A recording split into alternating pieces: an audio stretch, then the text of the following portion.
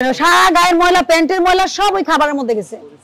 এটা তো আপনি নরমাল বিষয়। আমাদের সব প্যান্টের মধ্যে এক গাদা ময়লা, এই ময়লাটা পুরো খাবারের মধ্যে যাচ্ছে।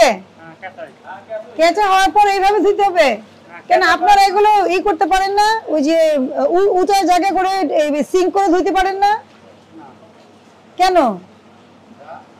বুঝলাম না কিছু। খাবার জিনিস আপনি তো নিজেই গোসল করে ফেলছেন এগুলির মধ্যে। দেখি রিজন, এটা সরান একটু, কিভাবে করেন দেখি।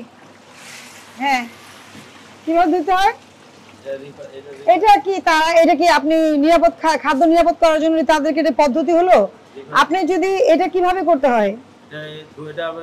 ধুইতে হয়, শুধু ধুবেন? তাহলে আপনি উঁচু একটা সিঙ্ক করে নেন, সিঙ্ক করে একটা কল দেন, কল দিয়ে ওভাবে ধরুন। এই তার কি অবস্থা? উনার যে অবস্থা, এই অবস্থায় তো খাদ্য প্রসেসিং করতে পারবে না। আবার এটা কি করবে জানেন? গোসল হয়ে গেছে সবার। ওনাদেরকে তো একটা নির্দিষ্ট পোশাক পরাতে হবে, হাতে অ্যাপ্রন দিতে হয়, মাথায় একটা না এইভাবে বলতে হবে। এই যে পশম পশম পশম সব খাবারের সাথে মিলে যাবে, আর গায়ের ময়লা সব মিশে যাবে খাবারের সাথে।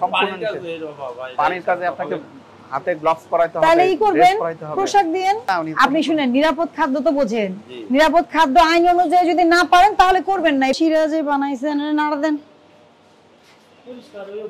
আবার বলে পরিষ্কার, খালি বলছে পরিষ্কার। তাহলে তো বুঝতে হবে পরিষ্কার কি জিনিস, বোঝেনি না আপনারা। নাড়া দেন।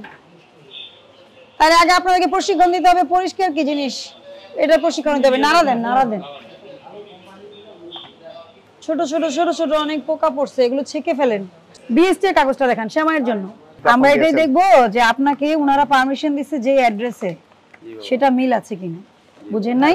কারণ বিএসটি এটা ভেরিফাই করে আপনাকে। শুনেন, লাইসেন্স হস্তান্তরযোগ্য না। এই যে দেখেন, বাসার মোরব্বর সেমাই ঘর, বন্দমান্দাইল, জিঞ্জিরা ৭, কেরানীগঞ্জ, ঢাকা।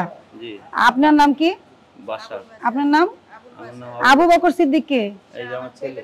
ছেলের নাম আবু বকর সিদ্দিককে নিম্ন ছকে বর্ণিত দ্রব্য পণ্য সেবা প্রক্রিয়া ইনস্টিটিউশন কর্তৃক নির্ধারিত স্ট্যান্ডার্ড মার্ক ব্যবহার করিবার লাইসেন্স প্রদান করা হলো। এই জায়গাটার অ্যাড্রেস কি বলেন তো? এটা হলো মুসলিমবাগ। মুসলিমবাগ, কিন্তু আপনারটা হচ্ছে বন্দমান্দাইল, জিঞ্জিরা ৭, কেরানীগঞ্জ। তাহলে এটা ওনাদের কাছে যেয়ে তো করতে হবে। ঠিক আছে, এটা তো ফল্ট পাওয়া গেল। এই যে দেখেন, উৎপাদন প্রক্রিয়া স্বাস্থ্যসম্মত বিপদমুক্ত বিধি যাহা খাদ্য অন্যান্য পণ্য তৈরির জন্য অপরিহার্য তাহা যথাযথভাবে পালন করিতে হইবে। তাহলে নিরাপদ খাদ্য আইন অনুযায়ী আপনাকে এগুলো মানতে হবে। আর আপনার যে গোসল করে যে পরিষ্কার করতেছে, এটা করা যাবে না। ওটা আপনি মেশিনের ব্যবস্থা করেন, আরেকটা মেশিন ব্যবস্থা করেন, 2 বার করে করেন। এটা 2 বার করেন গোসল। ওইটা তো গোসল হয়ে যাচ্ছে মালের মধ্যেই। উনার যা অবস্থা আমরা দেখলাম, উনার তো ওটার মধ্যেই গোসল হয়ে যাচ্ছে। আপনার পরিবেশ যতটুকু, আমি মোরব্বার পরিবেশটা স্যাটিসফ্যাক্টরি না, আর আপনার এখানের পরিবেশটা মোটামুটি স্যাটিসফ্যাক্টরি। তবে পরিষ্কার সেন্সগুলো আরো গ্রো করতে হবে। আপনাদের তো কিছু ট্রেনিং দেওয়া হয়, নিরাপদ খাদ্যে ট্রেনিং হয়। আমি বলি নিরাপদ খাদ্যে ট্রেনিং হয়, ট্রেনিং করবেন, আপনি নিজে করে আসেন ট্রেনিং, ঠিক আছে? কারণ কি, তাহলে মোরব্বাই ভাবে তো বানানো যাবে না। ওইখানে যে ওরা যেভাবে পরিষ্কার করতেছে এটা তো বোঝেন। আপনি যদি আধা ঘন্টা পানির মধ্যে থাকেন, আপনার গায়ের সব ময়লা কিন্তু ওই পানিতে মিলে যাবে, এটাই স্বাভাবিক। শুনেন, আমি আপনাকে সতর্ক করছি, এটা আপনি ওদেরকে দিয়ে এটা করাবেন না। এই যে ডুবে ডুবে এই কাজ আর করা যাবে না। সারা গায়ের ময়লা, প্যান্টের ময়লা সব ওই খাবারের মধ্যে গেছে। এটা তো আপনি নরমাল বিষয়। আপনি তাকে তাহলে ওই যে প্লাস্টিকের ড্রেস কোড আছে না, প্লাস্টিকের ড্রেস যেগুলো এরকম পরে, যে প্লাস্টিকের ড্রেস দেখবেন, ওগুলো পরাবেন, যে ওর পোশাক বা ওর গায়ের পশম বা ওর চুল কোনোটাই যেন খাবারের কন্টাক্টে না আসে। আমি কি বোঝাতে পারছি আপনাকে?